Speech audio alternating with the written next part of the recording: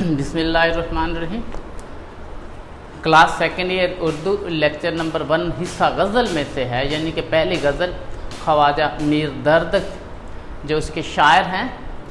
تو یہاں پر ایک شعر میرے پاس ہے: موت کیا آ کے فقیروں سے تجھے لینا ہے، مرنے سے آگے ہی یہ لوگ تو مر جاتے ہیں۔ اس کا مفہوم یوں کہہ سکتے ہیں: اے موت تجھے ان درویشوں سے کچھ نہیں ملے گا، یہ لوگ تو مرنے سے بہت پہلے ہی مر چکے ہیں۔ جو انسان اپنے آپ کو پہلے ہی اس دنیا سے رخصت ہونے کے لیے کمر وابستہ ہو چکا ہوتا ہے، تو ایسے شخص کے پاس سے کیا ملے گا موت کو۔ تو یہاں پر میں ایک تھوڑی سی تشریح پیش کرنا چاہوں گا۔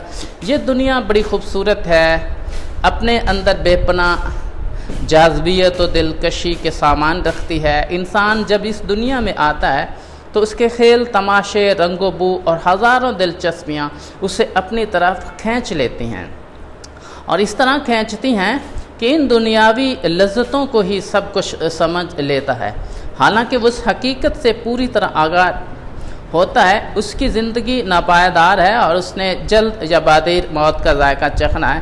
بڑے بڑے پیغمبر، اولیاء، مطلق العنان بادشاہ اور جابر بادشاہ، نہ جانے کتنی عظیم مشہور ہستیاں اس دنیا میں آئی، لیکن انہیں اپنی تمام تر روحانیت، عظمت، رعب و دبدبے اور مرتبے کے باوجود اس دنیا سے رخصت ہونا پڑا۔ یہ الگ بات ہے کہ کوئی پہلے رخصت ہو گیا اور کوئی بعد میں۔ موت سے کس کو دستکاری ہے، سے کس کو دستکاری ہے، آج وہ کل ہماری باری ہے۔ لیکن انسان ان حقائق سے پوری طرح باخبر ہونے کے باوجود مال و دولت، عہدے اور مرتبے، دنیاوی شان و شوکت اور یہاں کی آسائشوں اور سہولتوں میں کھو کر رہ جاتا ہے۔ اسی طرح بہتر تو ہے یہی کہ نہ دنیا میں دل لگے، پر کیا کریں جو کام نہ بے دل لگی چلے۔ میر درد ایک صوفی شاعر ہیں۔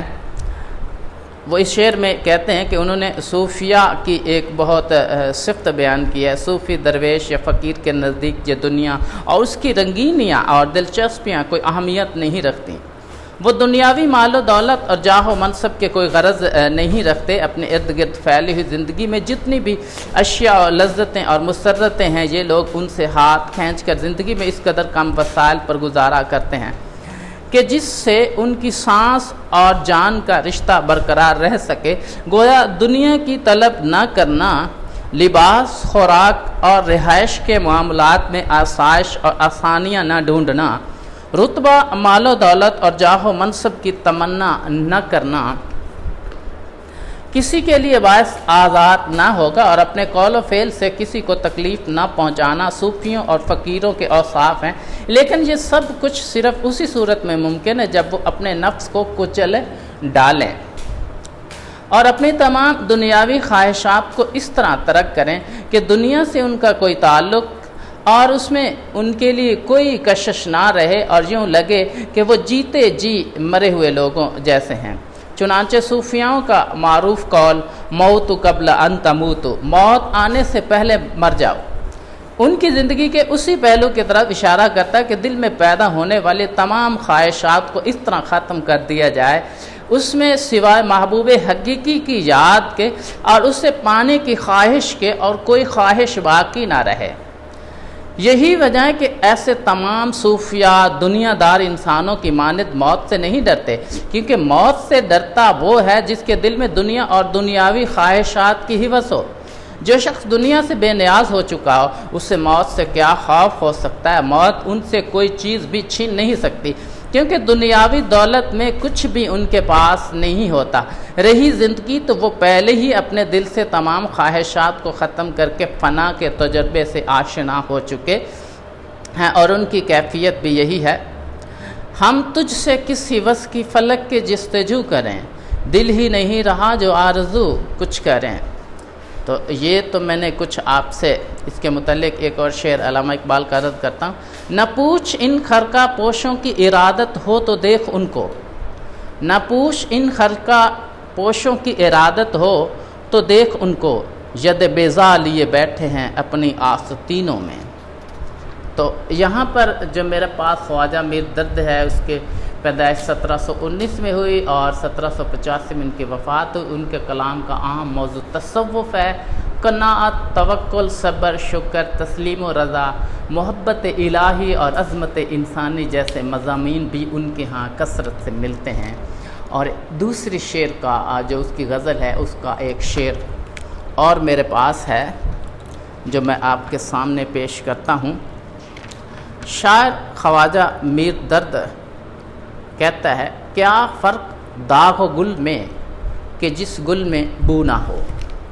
کیا فرق داغ و گل میں کہ جس گل میں بو نہ ہو، کس کام کا وہ دل ہے کہ جس دل میں تو نہ ہو۔ تو کہتا ہے شاعر، اے خدا جس طرح کسی پھول میں خوشبو نہ ہو، اس پھول میں اور زخم کے داغ میں کوئی فرق نہیں رہ جاتا، اسی طرح جس دل میں اگر تو نہ بستا ہو تو اسے بیکار دل ہی کہا جائے گا۔ یہ شعر جو ہے اس دوسری غزل کا پہلا ہے، اس لیے لحاظ سے اسے مطلب بھی کہا جاتا ہے۔ یہاں پر دو لفظ ہیں جو میں آپ کے سامنے پیش کرتا ہوں۔ ایک لفظ ہے بو اور دوسرا تو۔ بو اور تو دونوں ہم آواز الفاظ ہیں جنہیں قافیہ کہتے ہیں۔ نہ ہو اور نہ ہو یہ الفاظ جو ہے ردیف کہلاتا ہے، جو سیم ٹو سیم آخر میں قافیہ کے بعد دہرائے جانے والے الفاظ ہوں انہیں قافیہ کہتے ہیں۔ اور اس شعر میں شاعر تشریح بیان کرتے ہوئے خواجہ میر درد کہتا ہے، میر درد ایک بار پھر بتاتا چلوں کہ ایک بعمل صوفی شاعر تھے، اس لیے وہ اپنے اکثر اشعار میں صوفیانہ خیالات و نظریات کا اظہار کرتے تھے۔ اس شعر میں بھی انہوں نے صوفیہ کے عقیدے، وحدت اور کثرت کی طرف اشارہ کیا ہے۔ صوفیہ کا عقیدہ ہے کہ انسان کا دل اللہ تعالیٰ کا گھر ہے، یعنی کہ اللہ تعالیٰ کا جو گھر ہے وہ دل کو قرار دیا ہے انسان کا، اس لیے اس میں صرف اسی کی یاد ہونی چاہیے، اس کے علاوہ کسی غیر اللہ کا دل میں گزر بھی نہیں ہونا چاہیے۔ اس لیے صوفیہ جو دل کو ایک آئینے کی مانند قرار دیتے ہیں، اسے صاف شفاف رکھنے کی تلقین کرتے ہیں تاکہ ہر طرف محبوب حقیقی یعنی اللہ تبارک و تعالیٰ کے جلوے نظر آئیں۔ شاعر کہتا ہے، چاروں طرف سے صورت جانا ہو کر ہو جلوائے گر، چاروں طرف سے صورت جانا ہو جلوائے گر، دل صاف ہو تیرا تو ہے آئینہ خانہ کیا۔ لیکن اگر دنیا کی دلکشی اور کشش یا انسان کی غفلت کے باعث اس کے دل میں اللہ کی بجائے غیر اللہ گھر کر لے تو صوفیہ اسے وحدت کی بجائے کثرت قرار دیتے ہیں، یعنی کہ صوفیہ کے نزدیک جب انسان کے دل میں اللہ کی وحدت کے برعکس دنیا کی کثرت جگہ بنا لیتی ہے تو پھر یہ دل محبوب حقیقی کا گھر نہیں رہتا، بلکہ ایک ایسا گھر بن جاتا ہے جہاں شکوک و شبہات اور وہم و گمان نے ڈیرے ڈال دیے ہوں۔ صوفیہ کے خیال میں کائنات میں خدائے واحد کی ذات ہی حقیقت ہے، باقی سب کچھ وہم و گمان ہے غلط گماں میں کچھ ہے، تجھ سوا بھی جہاں میں کچھ ہے۔ چنانچہ اس صورتحال سے بچنے کے لیے صوفیہ اپنے دل میں دنیاوی خواہشات کو بالکل نہیں آنے دیتے، ہر وقت اللہ کی یاد میں مشغول رہتے ہیں، کثرت سے اس کی عبادت کرتے ہیں، بڑی بڑی ریاضتیں اور مجاہدے کرتے ہیں تاکہ ان کا دل دنیاوی علائشوں سے پاک ہو جائے اور اس میں صرف اور صرف محبوب حقیقی کا جلوہ نظر آئے۔ یہی ایک صوفی کی کامیابی ہے۔ تو چنانچہ میر درد کہتا ہے کہ پھول صرف اس صورت میں پھول کہلانے کا مستحق ہے جبکہ اس میں خوشبو ہو، اگر اس میں خوشبو باقی نہ رہے تو ایسے پھول اور جسم پر لگے ہوئے کسی زخم کے داغ میں کوئی فرق نہیں رہ جاتا۔ جسم کے داغ کا رنگ بھی سرخی مائل ہوتا ہے جبکہ گلاب کا پھول بھی سرخ رنگ کا ہوتا ہے، لیکن پھول صرف اسی صورت میں پھول کہلانے کا حقدار ہے جب اس میں خوشبو ہو۔ اسی طرح صرف وہی دل اصل میں دل کہلانے کا مستحق ہوگا جس میں اللہ تبارک و تعالیٰ اور اس کی محبت بسی ہوئی ہو۔